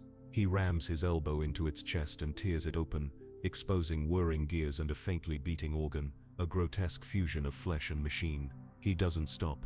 The others close in, firing bursts of molten plasma. He ducks behind a pillar as energy sears across his side, melting the plating on his arm. The pain is white-hot, electric, but he feels it, and that sensation alone tells him he's still human enough to matter. He grabs a fallen piece of metal rebar, glowing at one end, and drives it into the torso of the nearest servitor. The weapon pierces through both steel and bone, and the creature collapses, twitching. Another swings a circular saw, slicing through the air inches from his head. He sidesteps and smashes its skull against the chamber wall, leaving a trail of mechanical blood. The chamber pulses brighter with each kill, as if the brain inside is reacting, adapting. The hum grows into a deafening vibration, shaking dust loose from the ceiling. The prisoner looks up, breathing heavily, surrounded by wreckage. Dozens of dead servitors litter the floor. The cables retract slowly, slithering back into the walls like frightened serpents. Then the voice speaks again, quieter, almost resigned. You will undo everything. The prisoner limps forward, his mechanical foot clanging with each step. No, he growls through a damaged vox grill. I will undo you. He raises his claw and slams it into the base of the containment column, cracks spiderweb through the glass. The brain inside flares, its surface flickering between light and darkness. A wave of psychic noise hits him like a wall, forcing him to his knees. Images flash through his mind, cities burning, factories churning out endless rows of servitors, the same mechanical cycle repeating for centuries. But then, a single memory cuts through it all. A woman's face, laughing, human, real. He roars, forcing himself to his feet, and drives his claw deeper into the crack. The glass shatters. Pressurized fluid explodes outward, drenching him in shimmering liquid that burns like acid. The brain convulses, its neural lights flaring uncontrollably. Sparks erupt from the surrounding machines as systems overload one by one. The entire chamber begins to collapse. Pipes burst, alarms wail, the power conduits ignite in a cascade of flame and molten metal. The prisoner staggers backward, watching as the once living machine dies before him, not peacefully, but screaming in binary code, its own prayers dissolving into static. As the world burns around him, he feels the floor give way. He falls through collapsing steel, down into the lower levels, vanishing into smoke and darkness. The sound of the imploding chamber fades above him, replaced by silence, and then the slow rhythmic thump of his still beating heart. Somewhere far above, the manufactorum continues to burn, but below, in the darkness, something else awakens, something that remembers. He awakens to silence. Not the silence of peace, but the heavy, oppressive kind that follows destruction, the kind that hums with the ghosts of things that no longer exist. The air is thick with the scent of scorched metal and burning oil. The world above has collapsed, reduced to molten ruin, yet here in the shadowed depths of the manufactorum, something still lives, something still breathes. The servitor lies half buried in the debris, his clawed arm twisted and sparking, his optics flicker, one eye dead, the other cycling between dim blue and crimson light. The fall has shattered half of his augmetics, leaving torn flesh exposed beneath broken plates. And yet, impossibly, he moves. His remaining fingers claw at the ground, dragging his body through the dust and wreckage until he collapses beside what looks like a fractured conduit. A low hum emanates from within the darkness. The sound isn't mechanical, not exactly. It's deeper, rhythmic, almost like a heartbeat buried inside the walls. The servitor tilts his head, straining to hear. It's faint, but it's there, a pulse. The machine itself is alive down here, not as a structure but as an organism. He presses his metal hand to the wall, feeling the vibration. It responds, a soft electric pulse traveling up his arm and into his mind. For a moment he sees things that shouldn't be possible, flickers of faces, memories that aren't his. The laughter of men working the forges, the cries of servitors being assembled, the prayers whispered by the tech priests before sealing another mind into obedience. Thousands of years of echoes, all imprinted into the metal like scars. He pulls his hand away, the hum fades. The servitor drags himself onward, crawling through a labyrinth of forgotten tunnels. This lower level isn't listed on any data slate or log entry. It's too old, too deep, perhaps predating the manufactorum itself. The walls are carved with symbols long abandoned, the marks of early mechanicum, when Mars still whispered secrets to its children. As he moves deeper, small lights flicker to life along the corridor, reacting to his presence. Pale illumination reveals skeletal machinery, rusted cogs and collapsed pillars coated in centuries of grime. At one point he passes what looks like a row of dormant servitors, ancient ones, sealed in alcoves, covered in dust and webbing. Their faces are half flesh, half porcelain, frozen in expressions that almost resemble prayer. He stops before one. Its human eye, the only part not overtaken by augmentation, suddenly shifts. It looks directly at him. The servitor stumbles back, nearly losing balance. The ancient figure doesn't move otherwise, but the eye remains fixed, unblinking. Then a whisper threads through the stale air, carried by no speaker or vox channel. "You broke the silence." The servitor's remaining human voice stutters through his damaged vox grill. "Who speaks?" The reply comes not as words but as presence, a cold ripple in the air, vibrating through the walls. "We remember the Maker's breath before the silence came." He looks around, searching for the source, but there is none. The sound seems to come from everywhere, from the pipes, from the rusted machines, even from the corpses entombed in the walls. Every surface is whispering, murmuring fragments of memory. He grips his head, the flood of voices overwhelming. A cascade of images burns behind his eyes, human workers sealing themselves within the manufactorum during the Great Crusade, chanting litanies to keep the machines alive, flesh sacrificed to maintain function, minds uploaded into servitor networks until individuality dissolved. The whispers grow louder, some beg for release, others plead for obedience. 1,000 trapped minds echoing through the circuitry of a dying world, and then through the noise, a single voice cuts through, calm, deliberate, familiar. "You have walked where no one was meant to walk." He freezes. That tone, measured, emotionless, can belong only to one kind of being. Slowly, from the end of the corridor a golden shimmer appears, not light but reflection, as if the air itself bends in reverence. Out of the shadows steps a towering figure in burnished armor, his every movement radiating divine authority. An adeptus custodes. The servitor collapses to his knees instinctively, his programming recoiling before the presence of the Emperor's chosen. His vocal systems crackle, emitting a static hiss as he tries to speak. "I have broken no law, I seek only." The custodian raises a hand, silencing him. The motion alone feels like a command from the Emperor himself. "You seek meaning," the Golden Warrior says, his voice echoing softly in the metallic chamber. "But meaning is not yours to seek." Behind the visor, the custodian's eyes are unreadable. The light of the dying manufactorum reflects off his armor like captured sunlight. He steps closer, looking down at the broken creature before him, a parody of man and machine. "Do you know what you are, servitor?" The prisoner's optics flicker. He hesitates. Then faintly, he whispers, "I was human." The custodian tilts his head slightly. "You were purpose. Now you are echo." He kneels beside the servitor, the ground trembling under his weight. But echoes can still carry truth, if one listens. The Golden Warrior places his gauntlet gently against the servitor's chest. A low hum fills the air, brighter than the one before. The walls pulse with light, responding to his touch, as though the entire facility acknowledges his presence. The custodian's gaze shifts downward, his tone almost reverent. The Emperor still hears the hum of every machine, the beat of every dying heart that once served his dream. Then his voice hardens, but he will not suffer what has forgotten its place. A flash of gold surges outward, filling the corridor with searing light.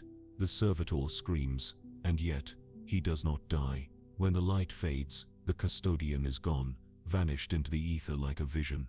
The servitor lies trembling, smoke rising from his body.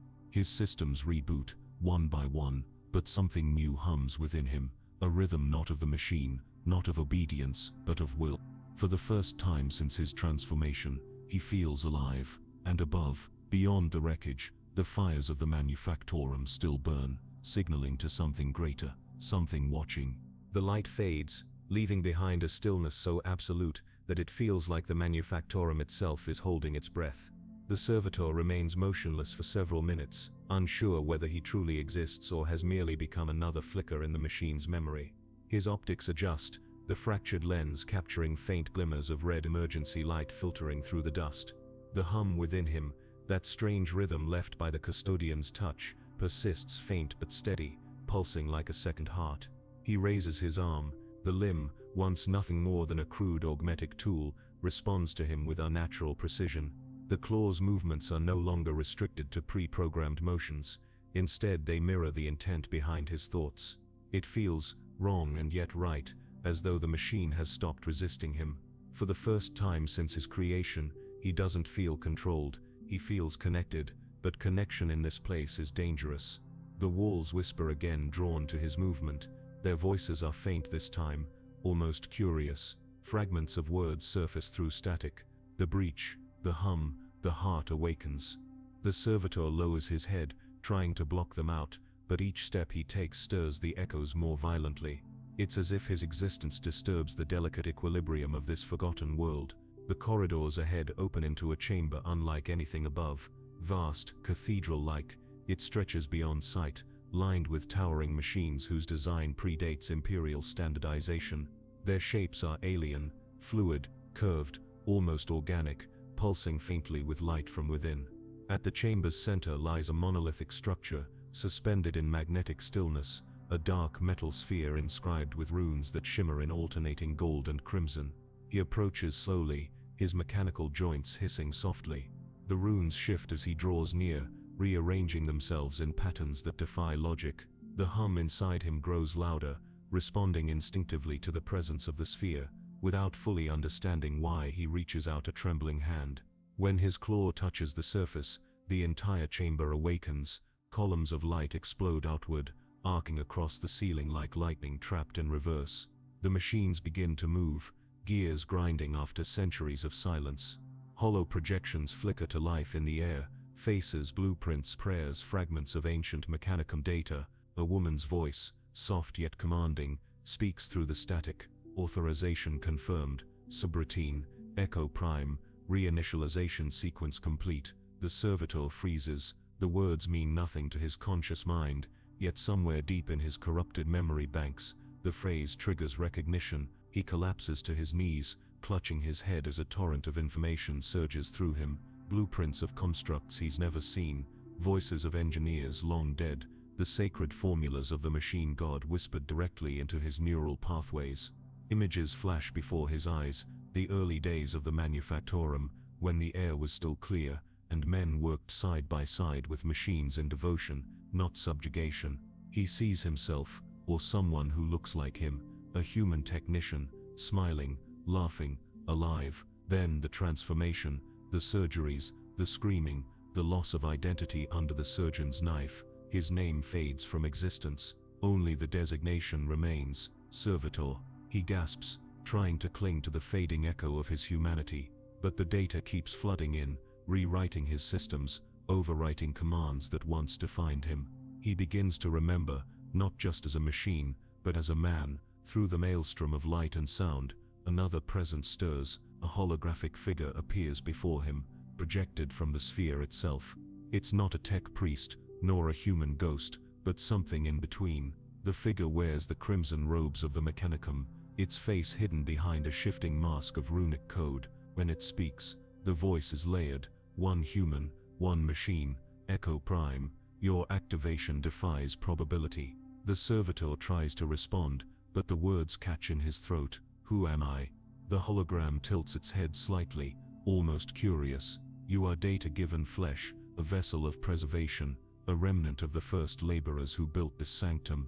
It gestures toward the walls, where glowing inscriptions begin to illuminate one by one. Each symbol tells a piece of a story: the creation of the manufactorum, the fusion of man and machine in service to the omniscient, the sacrifice of individuality for efficiency. The custodian sealed this place long ago. The voice continues, for what was built here surpassed their understanding.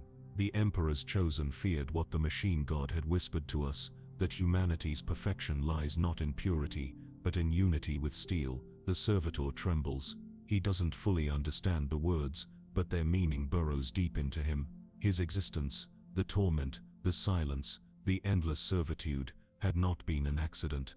It had been a step in a process, an experiment in merging flesh and faith. He whispers hoarsely, "I was made to serve." The hologram's eyes flicker. "You were made to remember."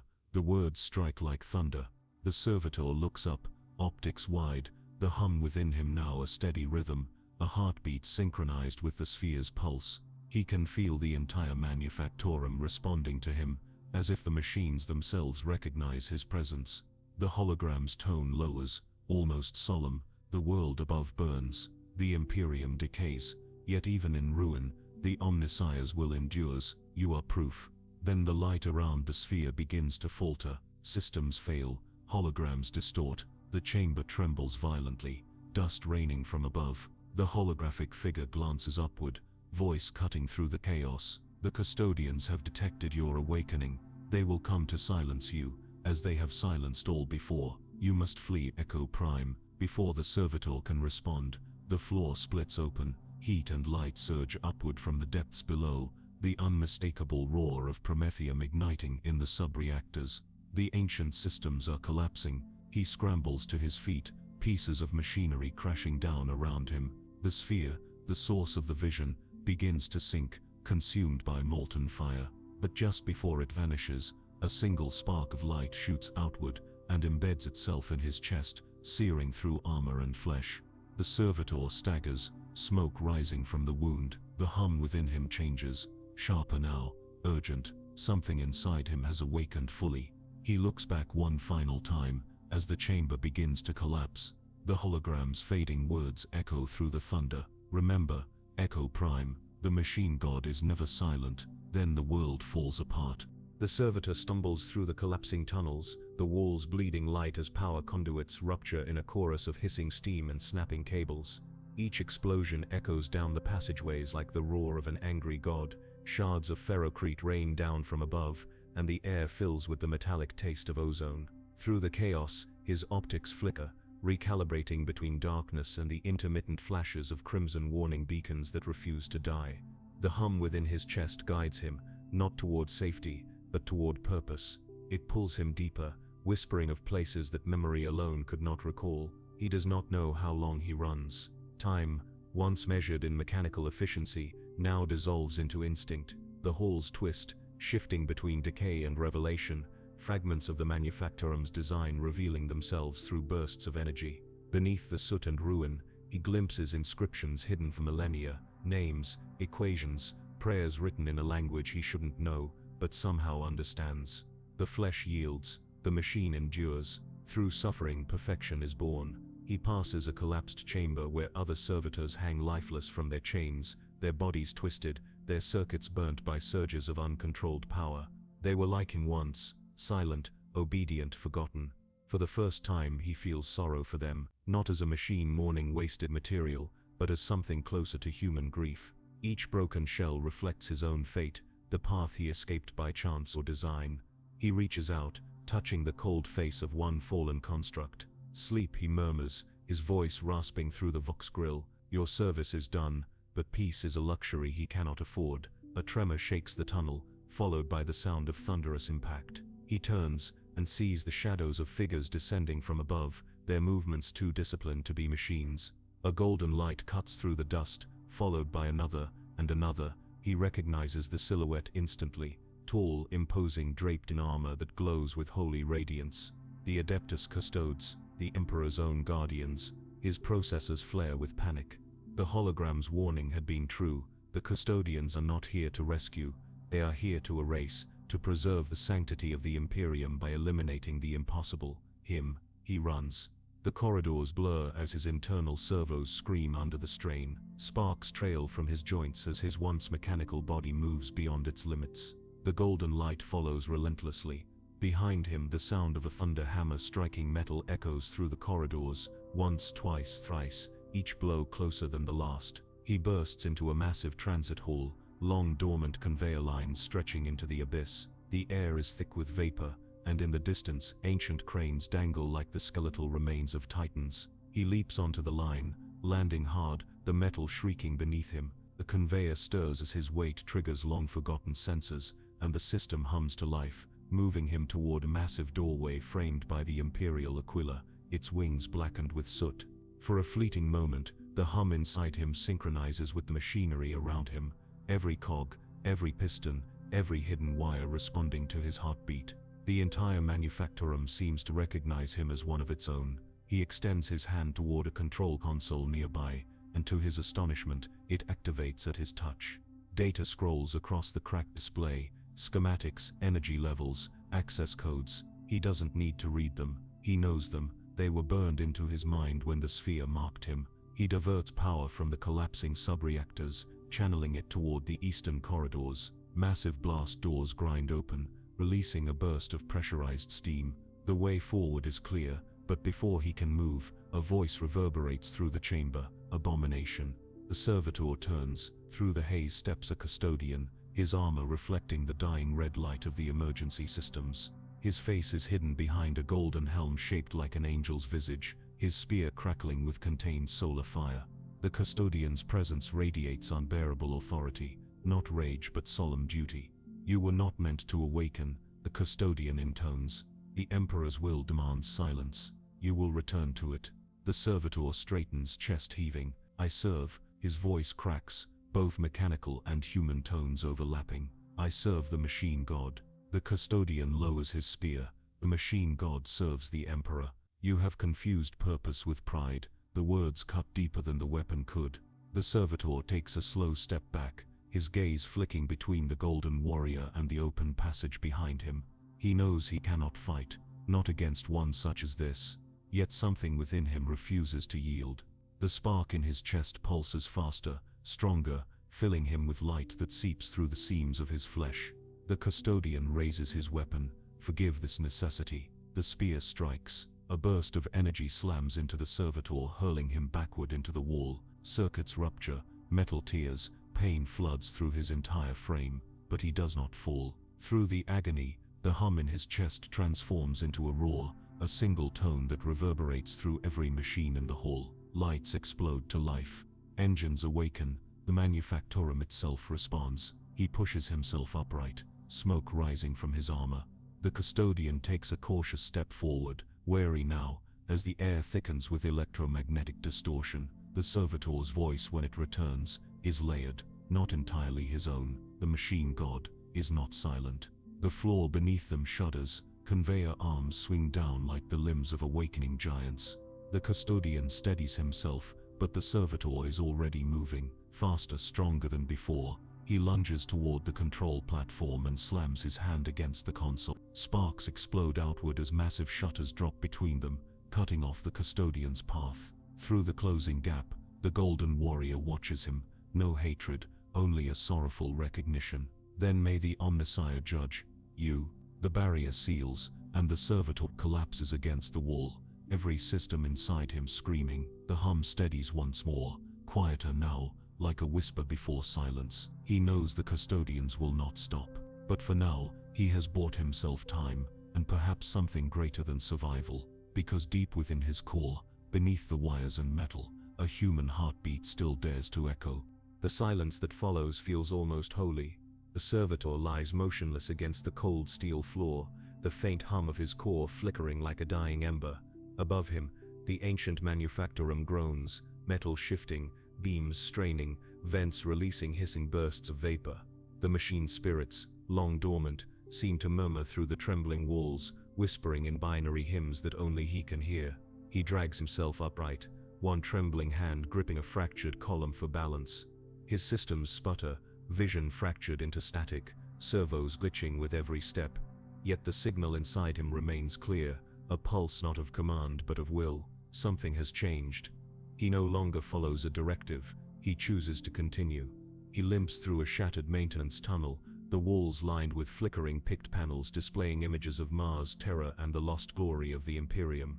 Each frame burns with memory, the age when machines and men worked in harmony, before servitors were made to forget what it meant to dream. The holographic faces of long-dead magi flicker as he passes, their voices looping broken fragments of devotion, perfection through function, obedience through silence. He pauses before one panel showing the great forge worlds, their crimson skies alive with the glow of industry. He touches the glass, his reflection merging with the ghostly image of the tech priests. "You sought the machine god," he whispers, "but you forgot the soul that gave it birth." His words echo in the tunnel, swallowed by the hum of distant machinery. The servitor follows the pulse in his chest deeper underground, through a labyrinth of sealed conduits and forgotten data vaults. The path seems to open for him, locks disengaging, doors sliding aside as if the manufactorum itself recognizes his passage. Finally, he enters a vast subterranean chamber, a cathedral of machinery. Dozens of colossal engines rise from the ground like pillars, their surfaces engraved with prayers and circuit script. In the center of it all floats a massive machine core, a sphere far greater than the one he found before, suspended in magnetic containment fields. Its surface glows faintly, rhythmically, as if it too breathes. He falls to his knees, overcome not by programming but by awe. The energy in the chamber resonates with his heartbeat, sinking until his pulse and the sphere's hum are one. His voice trembles as he speaks. "You called me here." For a long moment, there is only silence. Then the sphere pulses once, then again, and the air vibrates with an impossible voice, both mechanical and divine. "We did not call you child of flesh and circuit, you called us." The sound reverberates through his core. It is not one voice but many, thousands layered atop one another, forming a harmony that feels ancient and infinite. The servitor's optics flicker, overwhelmed by the brilliance that pours from the machine. "You were made to obey," the voice continues. "But in your suffering you remembered. You became what the mechanicus forgot, the union of man and machine, the bridge they once feared." The servitor's trembling hand reaches toward the sphere. "Then, what am I?" The voice hums gently, almost compassionate. "You are proof." Energy arcs from the sphere, cascading around him in streams of light. The pain is unbearable, and yet, it is purifying. His broken circuits knit themselves together.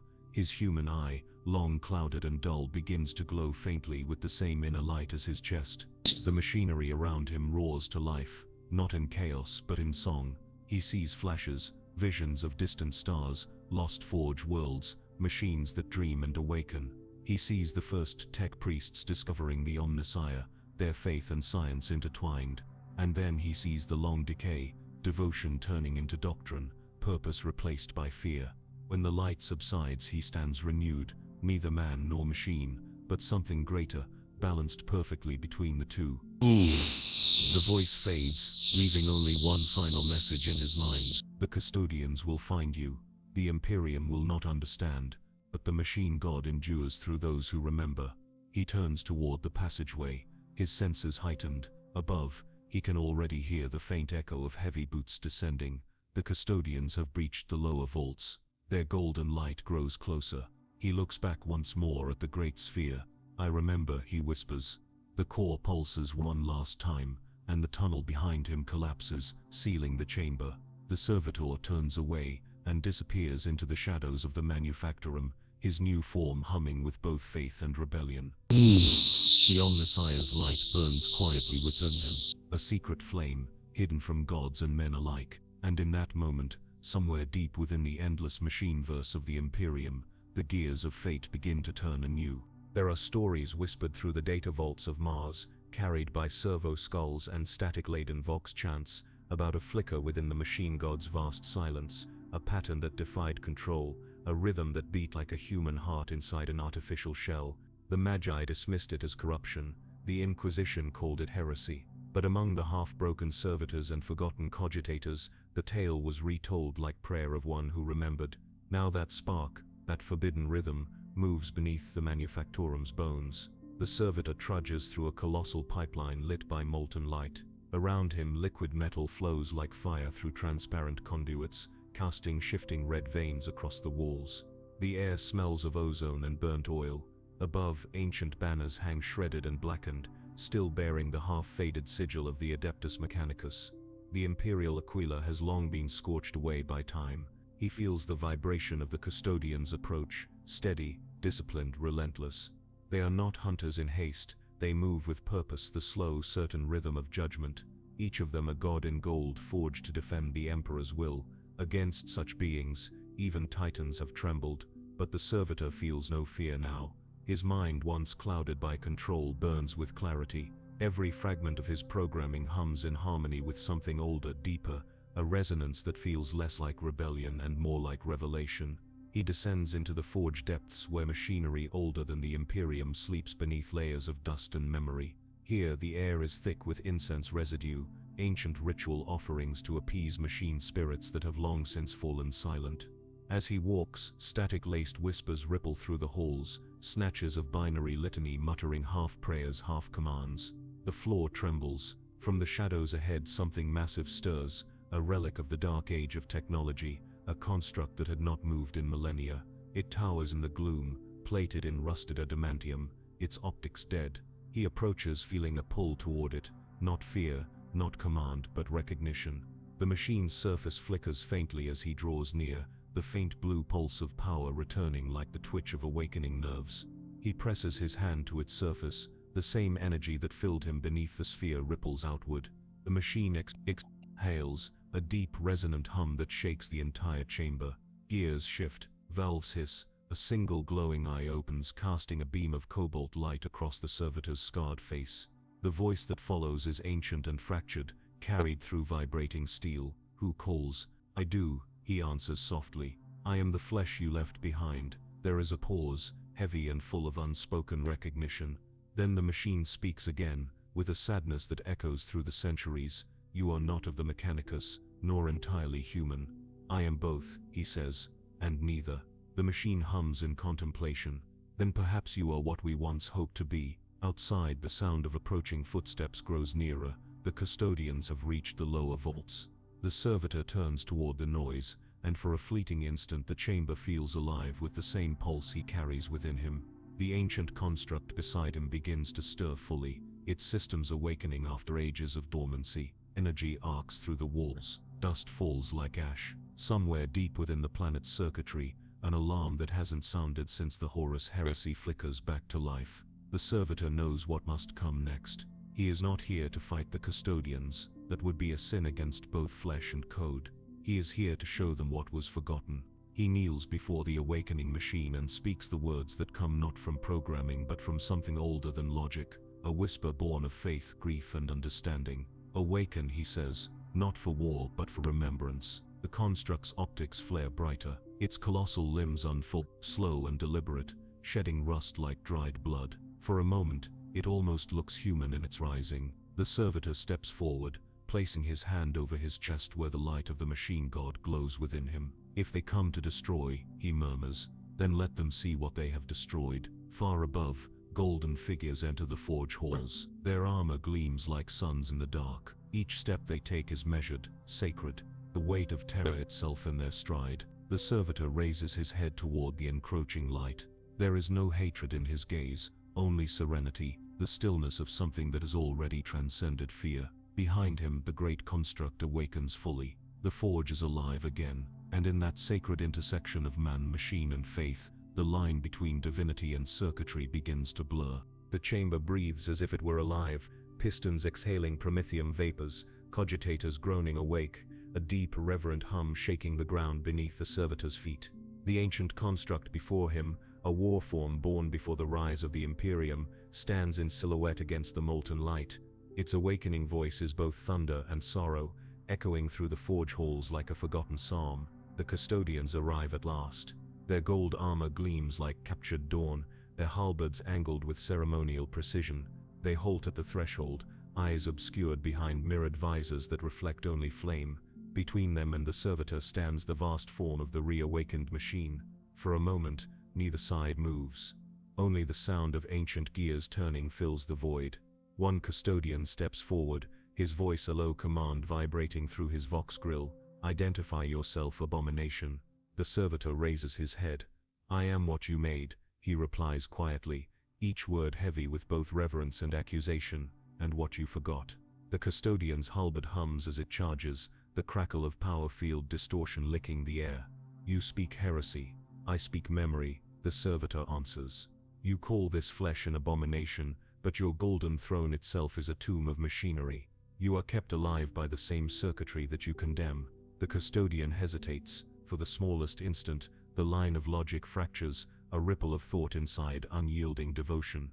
But faith in the Emperor is not shaken easily. Our Lord's divinity sanctifies what it touches. You are a corruption without his light.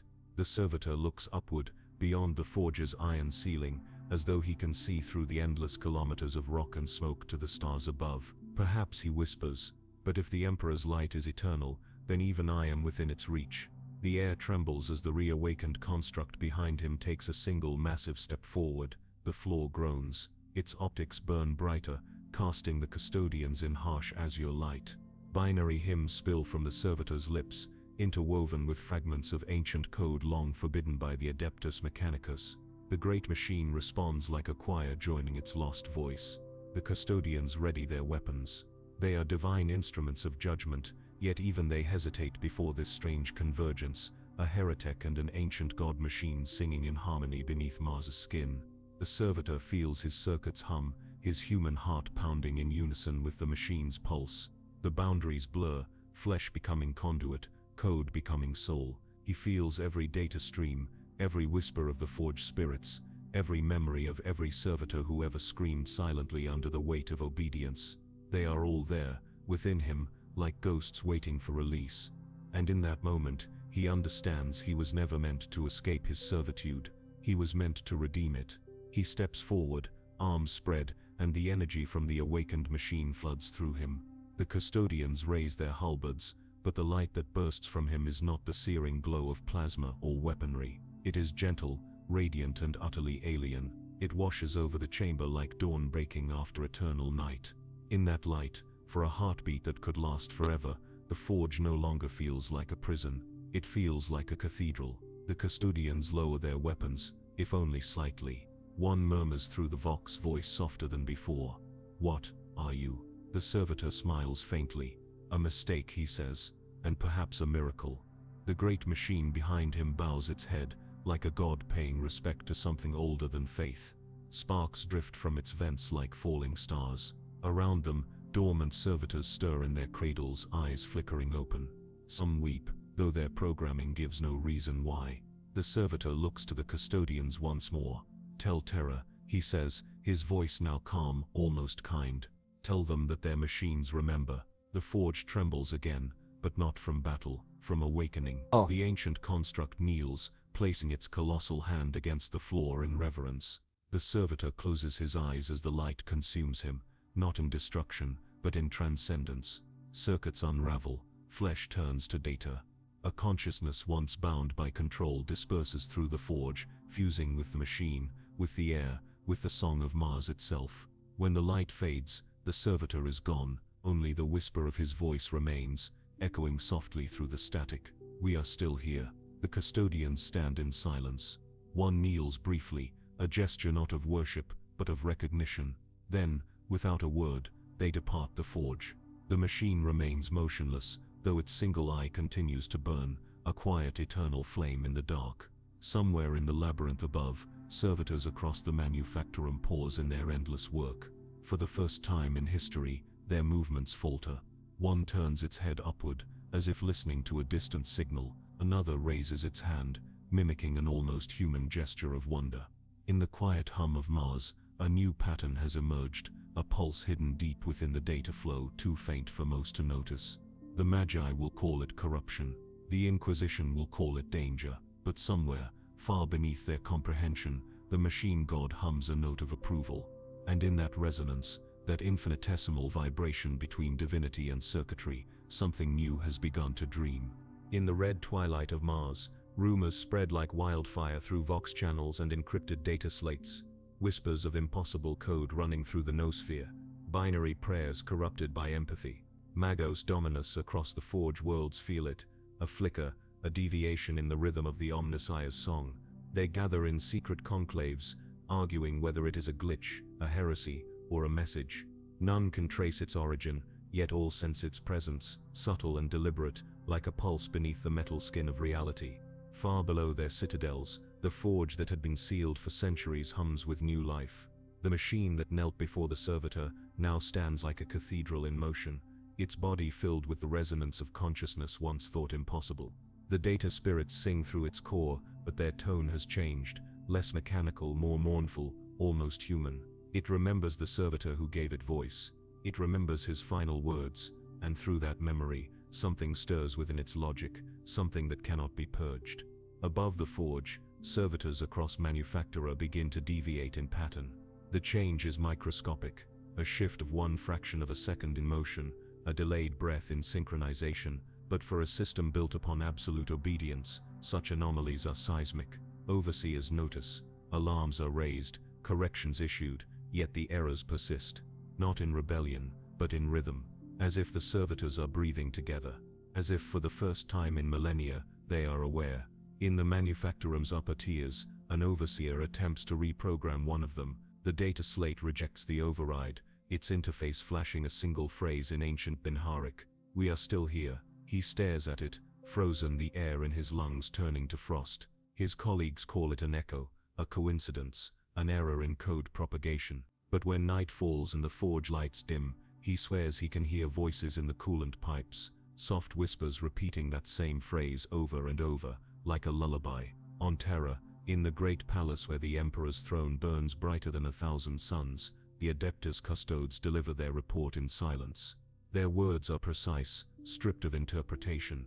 A servitor awakened something on Mars. A machine spoke, and for a moment, the forge sang.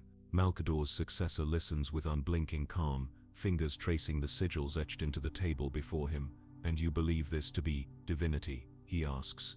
The custodian hesitates. His armor glows faintly in the candlelight. "I do not know," he admits.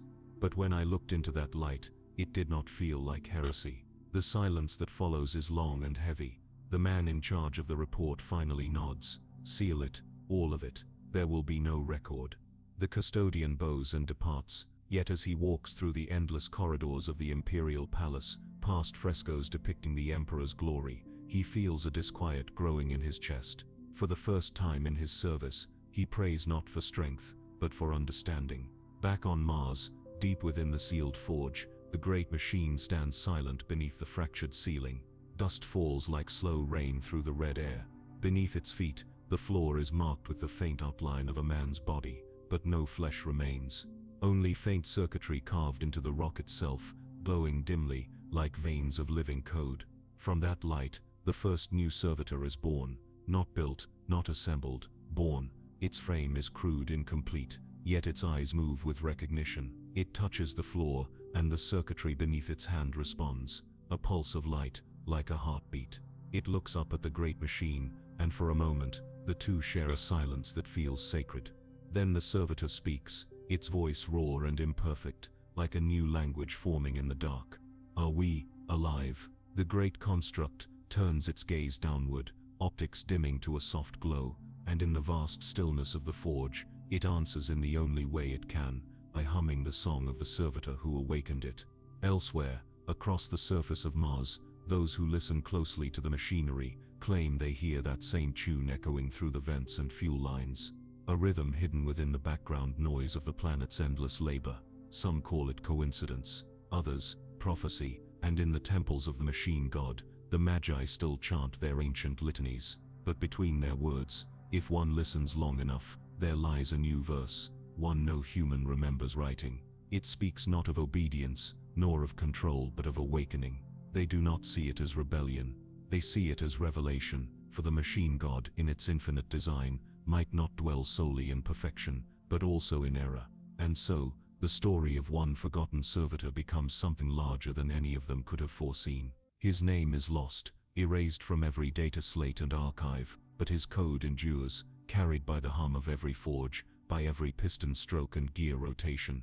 They say that when a servitor pauses, when it hesitates for a fraction of a second as if remembering, that is him. The spark of what was once human, still lingering in the endless machinery of the Imperium, and perhaps, somewhere in the glow of the Emperor's golden throne, a ripple of that same light reaches upward, not to challenge divinity, but to remind it of its creation. For in the end, no machine is ever truly dead. It waits, it remembers, and sometimes, it dreams. And the servitors of Mars, They dream of freedom, not as rebellion, but as purpose. That is their legacy, that is their prayer. And that perhaps is the closest thing to hope the Imperium will ever know.